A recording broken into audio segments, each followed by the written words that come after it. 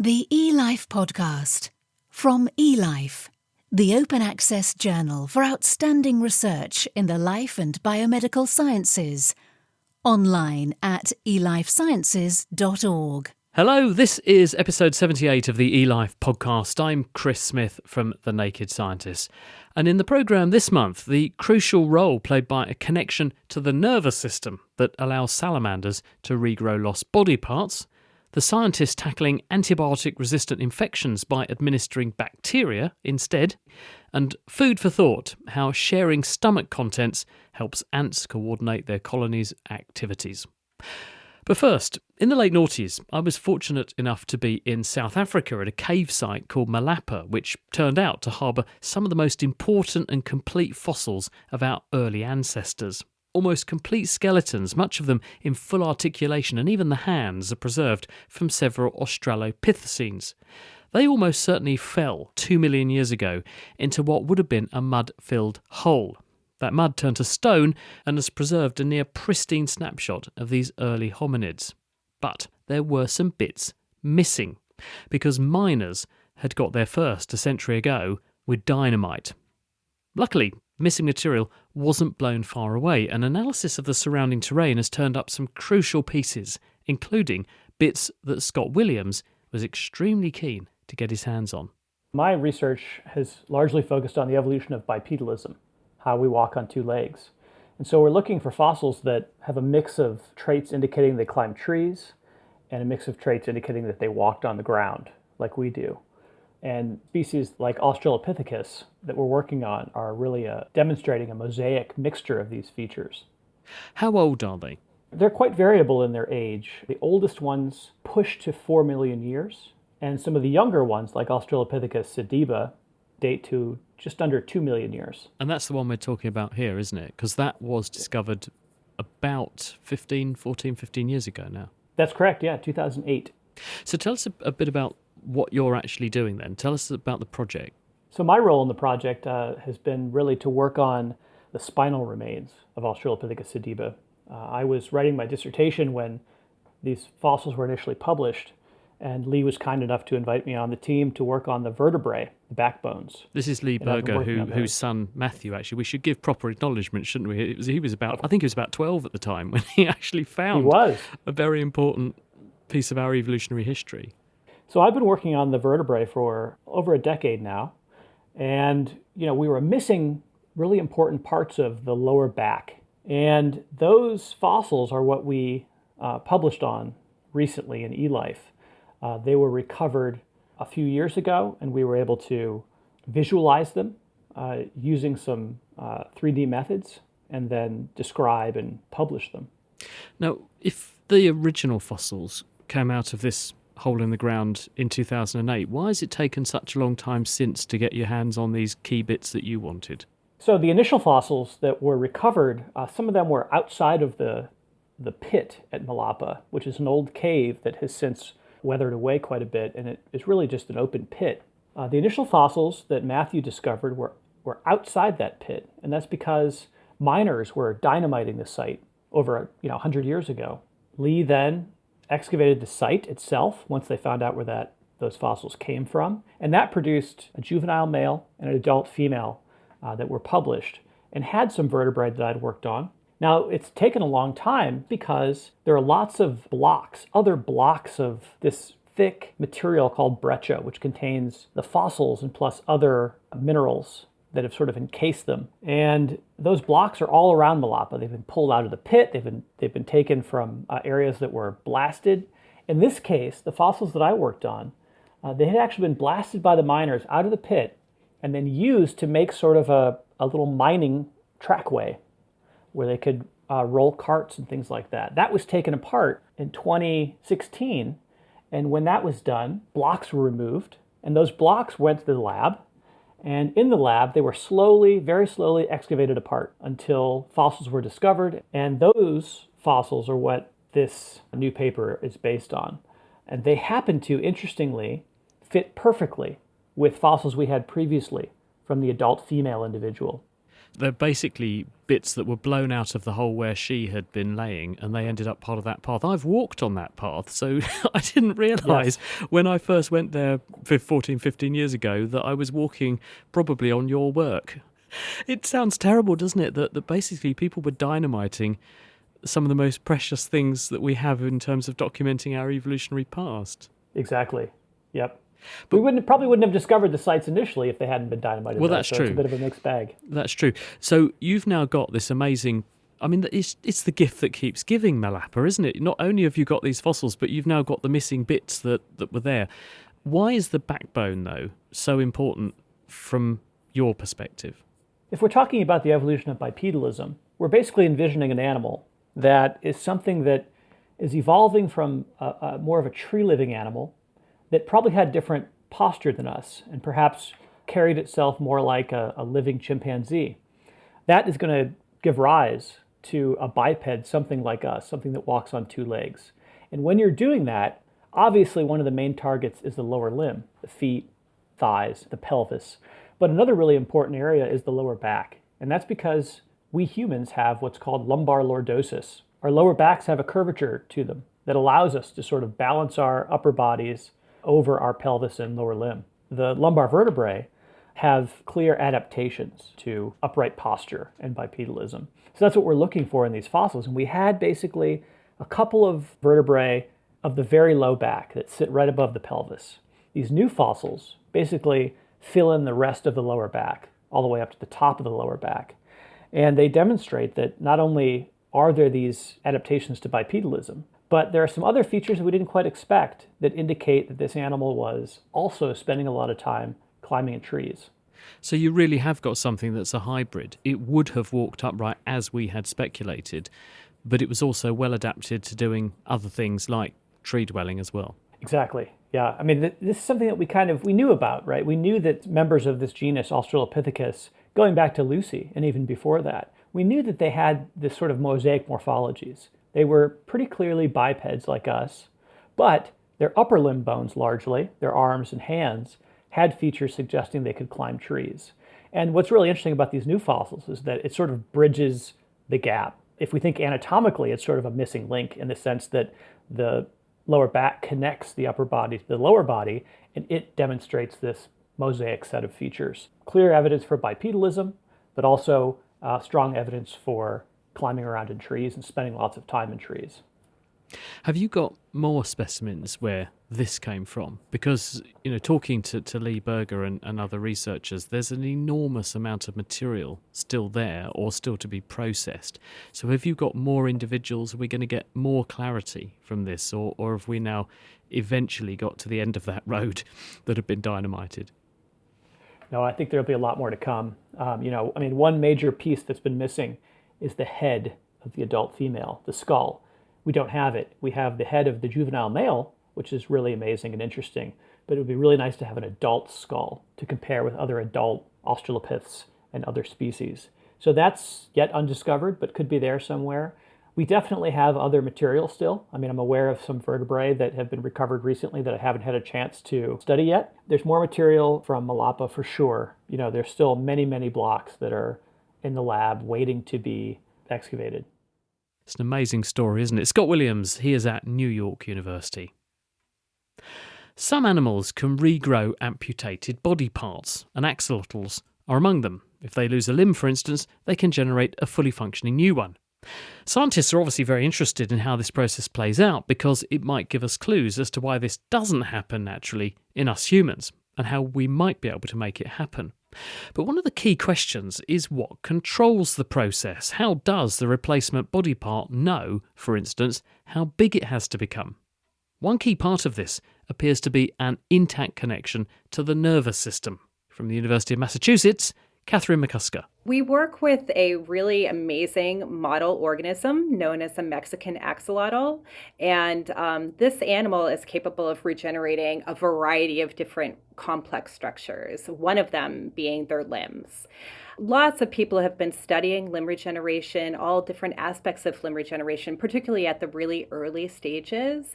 But nobody had really looked at the later stages of regeneration and the different steps that happen to make a fully functional functional limb. If you take one of these axolotls and you remove a limb, does it grow a new limb and start with a really small one and make it big? Or does it just grow a complete blob of tissue which then moulds from something about the right size into something resembling a limb? Essentially, the regenerating limb goes through multiple steps. So the first step is that it forms a blastema. And a blastema is actually really similar to a structure that forms in the developing embryo when the embryo is making a limb. And then that blastema goes through the process of making a limb, but initially the limb is very small in size proportionally to the rest of the animal. And then that small limb that we have called the tiny limb grows very rapidly compared to the rest of the animal until it reaches the appropriate size, and then it slows down. So how does it know how big the animal that's attached to it is? That's really kind of the heart of the question that we were trying to answer, figuring out what that source is that controls the growth of the regenerating limb. And essentially what we discovered was that signals that are coming from the limb nerves are regulating this growth. Oh, right. So the nerves talk to the developing tissue and in some way promote it to get the right size? Exactly. So how do the nerves know what messages to send to the tissue? I mean, do we understand how this works? No, we don't. And that's really the future of what we are trying to answer in the lab. How the nerve knows the limb has been amputated and how it knows to control the growth and when it knows to stop the growth. These are all really important questions that we need to answer. And that's what we're trying to do right now. How did you find that the nerve had this role in the first place? It was kind of a serendipitous accident. When I was a postdoc, I had been doing a histological analysis on limbs that had regenerated a long time ago. And one thing that I noticed was that the limbs seemed to have a lot more innervation than a normal unamputated limb. And so I kind of filed that back in my brain saying, I think that this might be important someday, but I don't know what it will be important for.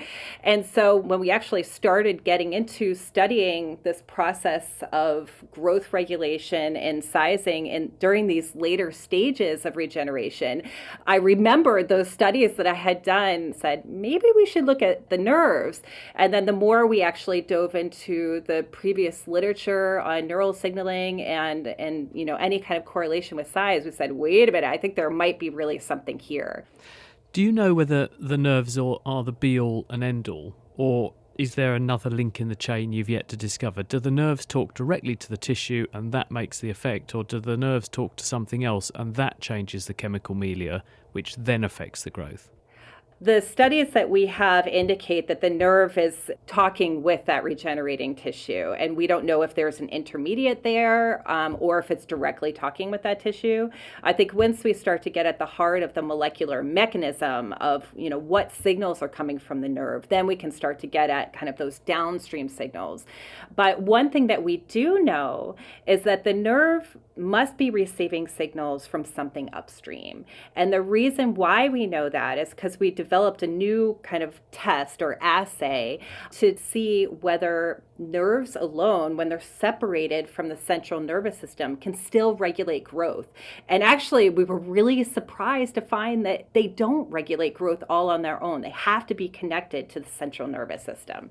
Are they motor nerves or are they sensory nerves or both? Because obviously the pathway that they follow is quite different for those two different classes of neuron. Absolutely. Yeah. So we're not 100% sure yet. The assay that we developed focused on sensory neurons.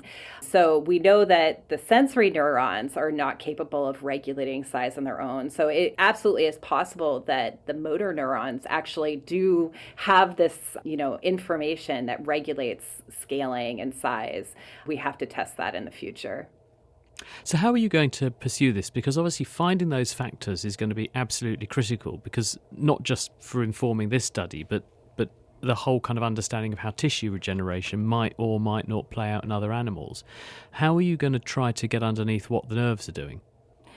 We're essentially taking two approaches. The first approach is really using kind of a list of candidates that we've found in the literature that we know are regulated by the nerves and maybe have been already correlated with growth at earlier stages of regeneration. But we also want to use some next gen sequencing to really characterize both the expression patterns that are happening in the nerve as well as the regenerating tissue and better kind of understand the changes in the molecular signatures that are present in those tissues during different stages of growth. Catherine McCusker. You're listening to the eLife podcast with me, Chris Smith. Still to come, the collective social stomach that's operating inside an ant colony, and can anti-aging interventions still work even if you leave it very late in the day to kick them off? But first, some have dubbed it the antibiotic apocalypse. Others have said the looming crisis of antimicrobial resistance is a bigger global threat than terrorism. This is prompting researchers to think outside the box, or I suppose you could say outside the pill packet, about other ways to treat certain kinds of infections. And one way is to fight fire with fire and use so-called friendly microbes as antibiotic factories that can be applied to wounds where they will defeat the overgrowing bad guys. Alan O'Neill is at the University of California, San Diego. One of the main problems in medicine at the moment is the emergence of antimicrobial resistance in pathogens such as Staph aureus. And one of the issues is most pharma and biotech industries have ceased discoveries of antimicrobial compounds due to the emergence of antibiotic resistance. And so one of the things that we try to do in our lab is try to identify new antimicrobials that could be therapeutically used. And also we try to identify the organisms themselves that produce these antimicrobials and use the antimicrobial isolates as a bacterial therapy approach. So as opposed to just isolating and purifying the compounds for therapeutic applications, we actually seek to use these microbes themselves, which are commensal, healthy microbes, and then transplant them, for example, onto patients who have skin infections with these drug-resistant bacteria. Why would it be better to use the microbes themselves rather than a tube of cream or pop a pill? The issue with a lot of antimicrobials is that they have poor pharmacological properties. Some antimicrobials can be hydrophobic, poor solubility, poor penetration into the skin. So it's very hard to produce these antimicrobials and have them effective in the clinic. But instead, if we apply the bacteria that naturally produce these antimicrobials, we think that this would be a much better approach, given that the bacteria should be able to colonize the skin, be stable over a period of time, and essentially have a longer period to outcompete the pathogen. Indeed, it's a bit like taking the pharmaceutical company factory to the wound, isn't it? Because they're just going to churn out the stuff and make it at the site it's needed. But how do you get rid of the microbes when their job is done? Are we not potentially at risk of solving one problem and creating another one? So the approach that we take is really to look at the commensal microbes. These are the healthy microbes. They don't have any pathogenic activity. We make sure that these microbes are sensitive to common antibiotics. The other benefit is that these microbes tend to produce bacteriocins, these antimicrobial peptides, which tend to have much more selective activity against the pathogen. So due to that activity, where it's not a broad spectrum where you're targeting the entire microbiome and killing everything on the skin, it's much more selective and specific. So in that case, we tend to think of these microbes being much more beneficial and having a much more holistic approach that you can reestablish a healthy commensal microbiome after applying these bacteria. How have you actually approached this then? We have different animal models that we use. So mice infected with Staph intermedius. And after applying the pathogen onto the skin of mice, we normally see a lot of redness, scaling, erythema. And after we apply the Staph felis, this antimicrobial isolate, we see that the redness goes down, the colonization rates of the Suter intermediate strain also goes down. and we see a therapeutic benefit here. We've also used other commensal staph microbes, such as Staph hominis, and we've already done small phase 1 clinical trials in humans where we've applied the Staph hominis onto skin of human atopic dermatitis patients. And we've seen good clinical benefit after applying this bacteria onto skin. Do the microbes you're applying actually kill off or drive out the infecting organism, or do they achieve their effect by modulating the skin's repair capacity or changing the way the immune system is working in that patch of skin, or is it a combination of these factors? We think it's probably a combination of these factors. For sure, the important component of this approach would be the antimicrobials that these bacteria secrete into their environment would definitely have a very strong effect in limiting the growth and the survival of the pathogens. But we also know these antimicrobials also can exhibit anti-inflammatory activity too. Given how common skin infections are and other problems where you get overgrowth of the wrong sorts of microbes, how far away are we from doing what you're doing and actually giving people basically a microbiome reset and treating their infection that way?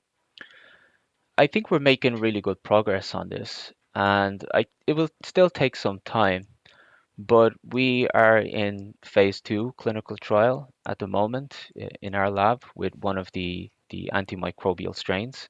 So we think this is a very powerful approach for certain infections. It would have difficulty, for example, in systemic infections where, of course, you have an infection in the blood, but definitely for soft tissue infections, we think that this could be a powerful approach. Is it a one size fits all? As in, if I've got some skin inflammation or infection, and so have you, we would both slap on the same bug and treat it? Or are you going to have to do horses for courses here and sort of tailor make particular combinations of therapies for specific infections or specific people? I think for specific infections, different microbes needing to be applied. But we know for certain skin diseases, for example, patients that suffer with atopic dermatitis, we know that they have a predisposition to Staph aureus colonization, and Staph aureus drives this disease. So it may be a case where we screen the patient first to identify which pathogen that they are actually colonized by.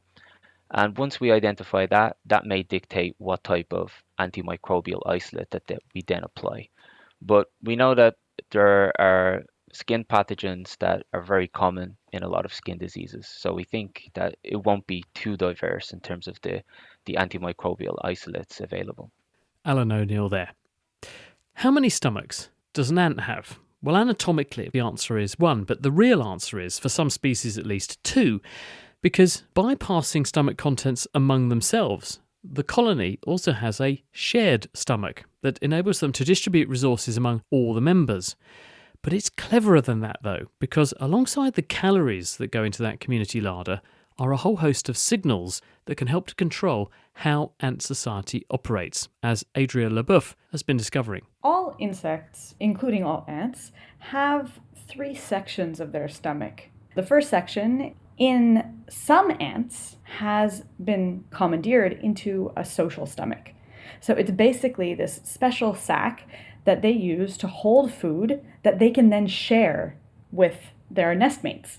Something that they can use to hold the nice things that they find outside foraging that they can then regurgitate and share. So we're talking about vomit here. Nice. So is the aim that they'll hang on to this and decide what carries on down the digestive tract and what gets shared? Can they actually exert control over what's in that first stomach? We think so. They also add a lot of interesting things that they make themselves into this fluid. So it's not just food that they're sharing around. They're adding a whole bunch of other things in there, either products of their own metabolism or potentially manipulative things, helpful things. This is really exciting because it kind of allows a globalized metabolism over the scale of the colony. Well, this was the idea, and that's what we wanted to test. How? One very convenient thing is that we can, gently squeeze the ants in just the right way, and we can get them to regurgitate and share the contents of this social stomach. So we set about taking different ants within the colony, which we know have different roles. Ants that care for the young and ants that go out to forage. We thought we might see differences between colonies that have kind of different priorities. A young colony is just starting out and they need to rapidly grow, and a mature colony, they need to disperse. New queens, new males to start new colonies. And we thought maybe they would also be sending around different molecules over this social circulatory system. And is that what happened? What we found, we were looking mostly at proteins, is that yes, indeed, there are differences between different individuals, the nurses and foragers, and we saw differences, big differences between the young colonies and the mature colonies. The mature colonies seem to be passing around consolidated resources, big storage proteins. So it's as if they are very wealthy and they can consolidate and process their resources and pass them around over the social circulatory system. While the young colonies, they were sharing simple processing of sugars. And in the nurses and foragers, these different ants within a colony, we saw that nurses tended to have some sort of anti-aging proteins in their socially exchanged fluid. And that was cool because it presented two possibilities for why that might be. So nurses tend to be the younger ones, and they're also closer to the queen. And so it's possible that either they make more of these anti-aging proteins themselves, or maybe they're feeding them to the queen, or maybe other individuals in the colony produce them and give them to the nurses, or give them to the queen. So there's a lot more work left to be done. Do these stomachs lie downstream in terms of signalling of somewhere else in the ant? Or is the stomach the origin of the signal? So in other words, does the ant get a pheromone that then changes its behaviour in a range of ways, and that impacts also what it does to the stomach contents? Or is actually the stomach reacting to what's going into it and doing something to it? We have indications from work that we haven't yet published that other aspects of the ant's physiology control what they put into the social stomach. We're also doing some work to see if they can perceive what they have there. Is there a message that comes in through the social stomach that they can then perceive? And we don't know. I mean, thinking a little bit about democracy and when is it worthwhile to be able to sort of have polls, it might not be worthwhile to be able to read the ballots that you're receiving. The thing that's niggling me, that when you used the V word earlier, it's something that we are programmed from an early age to be repelled by because of infection control implications. Is this used/abused in the way in which infections are controlled or spread, or other threats are detected and responded to in colonies? That's a fantastic question. Yes, ants are very susceptible to epidemics or illnesses because they live in close quarters like humans, and things can spread like wildfire. There have been different results seen in different species about whether ants do more of this fluid exchange when they're sick or less. There are some species that definitely do more of it. And when we look at the proteins in the social fluid, we do see a number of things that are related to immunity. So I think it's quite likely that, at least in probably the species we're working with, is that when they're sick, they produce more of certain things that they can then pass to their nestmates that can protect their nestmates from illness.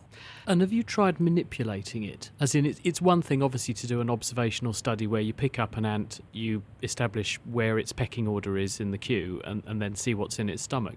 But if you add something to the stomach, can you change either the behaviour of that ant or the recipients? Yeah, so one of the cool things that we've seen, this social stomach, it contains all sorts of things more than proteins. There's small RNAs, there's hormones, there's lots of cool stuff. And we've done some work on the major hormones that we find there. They seem to be targeting the larvae. So when an ant colony is passing around a lot of this hormone called juvenile hormone, it makes the larvae develop into bigger adults, helps them develop faster, and more of them get reared to adulthood. It's kind of like a parallel to breast milk or seminal fluid, where There are all these different kinds of messages that end up in here along with the important cargo. And we've seen from studies in humans and model organisms that there are many things that can shift these kinds of socially exchanged materials. What we're seeing in the ants is your social role, your behavioral role within the colony, also the age of the whole colony you're inside. And all these things can impact what is being shared, which is very exciting because it means there's so much to discover in how these different components are manipulating receivers, are communicating important information, and understanding how groups really work together collectively. That puts a whole new twist on the saying gut instinct, doesn't it? Adrienne Leboeuf there, she's at the University of Freiburg. Now, as Benjamin Franklin is often quoted as having said, nothing is certain except death and taxes. But before the death bit usually comes aging first, and that's something of a scientific mystery. Why does it happen? How does it happen? And can we do anything to slow the process down? Our knowledge of how we age is growing, but most of the studies that have looked into this topic have tweaked aspects of biochemistry in younger individuals and then gone on to show that they live a bit longer. But when it comes to us humans, what about if we've lived fast and loose for most of our lives and now might be coming to the healthy living party a bit late in the day? Can interventions at this stage still bear fruit and reverse the arrow of time? That's what Colin Ewald at ETH Zurich wanted to know. Would worms in which an aging-linked gene is deactivated later in life still benefit? If you think about aging, you want to do interventions that work very late in life. So you think about when you're 60, 65, and age-dependent diseases start to hit, you want to do an intervention that could either postpone or prevent those diseases. Most interventions that have been tested in animal models are done usually when you're pretty young, maybe midlife, but not when you're really getting really old. So what we were wondering is it possible to extend the lifespan of an organism close to death or when most of the population already died? So if you're a member of the Rolling Stones and you've got a well-lived-in body, it's not too late for you, would be where you're going with this. I think this is the natural hope everybody has to rejuvenate at old age, but there's no evidence that this is even possible in any organism. And of course, it's also frustrated by the fact that how long it takes to study aging in a long-lived species. So can we look at something that's short-lived and ask some of these questions there to try and get answers sooner? This is the approach we took. So we chose this little roundworm called C. elegans. It's a great model organism for aging research because it lives for 3 weeks. Just a single mutation in a single gene was able to double the C. elegans lifespan. So we thought this is a great system so we could really measure those effects and quantify this. What was the intervention that you did with the C. elegans? So one of the best studied intervention besides caloric restriction is reducing insulin IGF-1 receptor. In C. elegans, the insulin IGF-1 receptor is called DAF2, which stands for DAO abnormal formation, and usually drives the animal in a DAO-like stage where they can endure for a long time. So we thought DAF2 would be the right place to start. One way to do this is to use RNA interference, which people have done, and you are also able to double the lifespan with RNAi. But the problem is with RNAi, it works great when the animal's younger, but then the RNAi efficacy just declines and doesn't work. So nobody knows whether interfering with the insulin IGF-1 receptor would work post-reproduction or even later in life. I see what you're saying. So we know that animals that have changes in this particular gene do live longer. But what we don't know is whether intervening and manipulating that gene starting later in life would have the same benefit as if you target it at a younger age. That's correct. Is there a way around that? When we were looking for ways around it, we stumbled across a system that has been used in plants and then optimized in C. elegans. It's called the auxin-degron system. So auxin is a plant hormone that binds a sequence of a protein called degron. And then wherever the sequence is attached to, that protein is then marked for degradation by the proteasome within half an hour. In other words, you've got a switch on, switch off system for whatever you want, whenever you want in the worm's life cycle. I'm going to guess then that you've got a population of worms that have got this wired into them, and you leave it inactive until they're old, and then you turn it on so you can rob them of that particular gene, and you can then ask what happens to the aging of those worms when our intervention comes when they're already elderly. That is correct. So that was the original idea.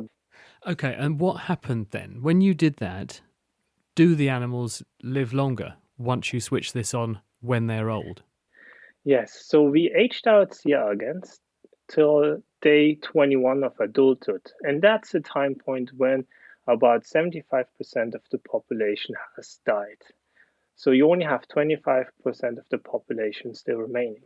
So if you don't treat any of those animals, then they die within 4 days. However, when we applied to half of that population auxin, that was sufficient to increase the lifespan. And it was not only sufficient to increase the lifespan by a couple more days, it was sufficient to increase the lifespan up to 26 days. That's doubled. So to put That's this in twice as much, isn't it? That's like me living to 200.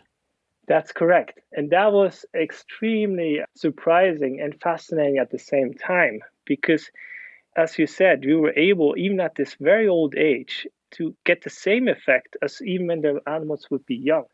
The thing is that in medicine, we dwell less on lifespan and we focus more on health span, reasoning that actually there's no point in living forever if you're not able to make the most of it. Now, are these worms just going on forever and failing to die, but they're pretty clapped out? Or are they healthy and doubling their lifespan? I personally went into the lab to repeat that experiment because it seemed so exciting. So when I was doing it and applying to the auxin and see how the untreated generation just deceased, right? I mean, at that age, the animals are just like couch potatoes. They just lay there, basically. So when I did the intervention, what I noticed that the ones that got the auxin, right, they were still moving around. So to me, this suggests that, the health span is also increased, but we need to quantify this. So possibly we can slow down the ageing process, even if we've left it a bit late. There's hope for me yet. Colin Ewald there. And there we must leave it for this month. You've been listening to the eLife podcast, produced by The Naked Scientist. There are previous editions, the references, and also full text transcripts for these programmes, and details on how you can subscribe at The Naked Scientist website. That's nakedscientist.com/eLife. The Naked Scientists also publish a weekly science programme which covers the latest leading science stories. You can get that at nakedscientist.com/podcast.